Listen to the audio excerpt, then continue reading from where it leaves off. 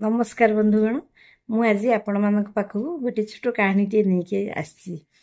बहुत दिन तलर कथा से पिला माने गुरुकुल को शिक्षा लाभ करने जाते एमती गोटे ब्राह्मण बालकटे गुरुकुल को शिक्षा लाभ करने शिक्षा समाप्त कर फेरला फेरला पर ता बापा ताकू गोटे प्रश्न पचारे कहले तोर जदि शिक्षा समाप्त हो जाए तारे मु तोते गोटे प्रश्नर उत्तर पचारि आ तू ताकू कहबू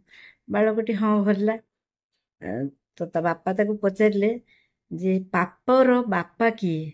ए कथार उत्तर मत दरकार तो पिलाटी किसी बुझीपारे यार उत्तर कौन हम बहुत बहीपत्र खेलाखेली कला बहुत देखला पढ़ला किंतु उत्तर कौठार ही पाइलानी तापर ता बापा कहले तू बाहर को जा जहाँ समय नौचु ने किंतु यार उत्तर आसी आग मते कहबू बालकटी कहला अच्छा ठीक अच्छे तापर से तार यात्रा आरंभ कला किसी पेट गला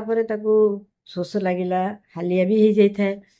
किसी दूर से देखला गोटे सुंदर घरटी भल भाव लिपा पोछा हो तुलसी गछ अच्छी गायटी से बसी बहुत पवित्रमय लगुए से घरटा तेणु से घर को मुहला भाविला जे यही घर को जाई किसी जलपान करी कि खाद्य ग्रहण करी सुस्थ लगिले से जाइकी तार प्रश्नर उत्तर पचार तापर से घर को गला गला पर जने स्त्री लोक से घर थिले आ से स्त्री लोक को कहला जे मते बहुत शोष लगुच पानी दरकार स्त्री लोक ग्लास रे आनी ताको पानी देले पिलाटी बहुत तृषार्त होता पानी दी ढोक पी सारा पर कहला हे देवी आपण बहुत महिषी महिला आपण मत एत शोष पानी देउचंती तेणु आपको प्रणाम करती सेटा प्रकृत में जने बेसिया घर थिला एक कथा बालकटी जान नथिला बेसिया जनक कहले आज्ञा मु देवी नुहे मु गोटे बेसिया ये कथा शुणला बालकर हाथ ग्लास तौक पड़गला एकदम क्रोधान्वित होगी से कहला जे मोर आज मुझे बड़ पाप कली आज तुम हाथ शेष पानी पीली एपरी कहीकि रागिकी चलीगला तापर बाटर भाविला हे ईश्वर मुझे कौन कली केड़े बड़ पाप कली गोटे बेसिया हाथ पानी पीली एवं तो मत स्नान करने पड़ो निजर पैता धोवा पड़ो सब करने पड़ो एमती भाभी भाभी चली थाए बेसियाटी अल्प दूर से लक्ष्य करुए ताकू डाकिला बेसिया तार मनर कथा बुझी पारा आ कहला जे गोड़ धरी पकेला आ कहला जे हे महाराज आपण बहुत तृषार्त आउ बहुत भोकिला जना पड़ुचंती आपण आम घर को आसिकी मो घर टिके खाइले मु बहुत खुशी हेबी तो बालकटी कहला जे मु तो पाप ही कर तो घर पानी पीकी आहरी कौन पाप करने को जीवी तो बेसियाटी से उत्तर कहला जे आपण जदि पानी आ खाद्य आम घर खाइबे मु आगे आपन को 5टी स्वर्ण मुद्रा देवी बालकटी मन मन भाविया को लगिला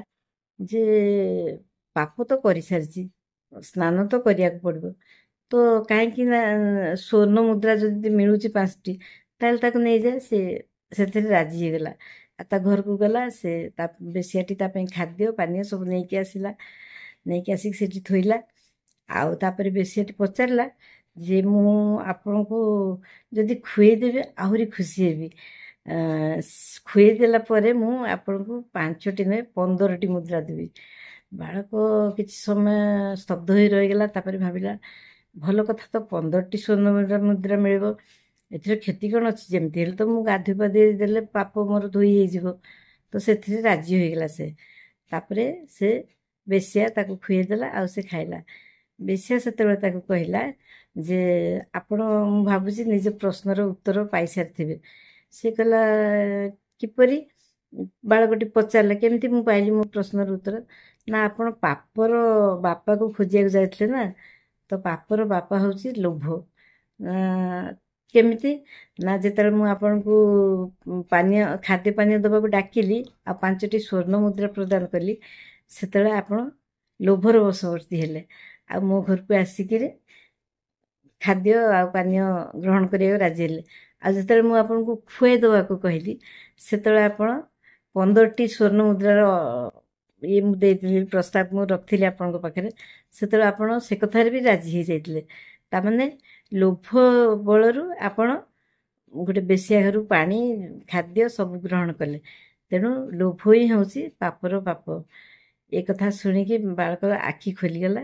ସେ ତାର ଘରକୁ ଫେରିଗଲା। ମୋ କାହାଣୀଟି ଯଦି ଆପଣମାନଙ୍କୁ ଭଲ ଲାଗିଥାଏ, ଆପଣଙ୍କ ମନକୁ ଛୁଇଁଥାଏ, ନିଶ୍ଚୟ ଲାଇକ୍, ସେୟାର ଆଉ ସବସ୍କ୍ରାଇବ୍ କରିବେ। ରହୁଛି, ନମସ୍କାର।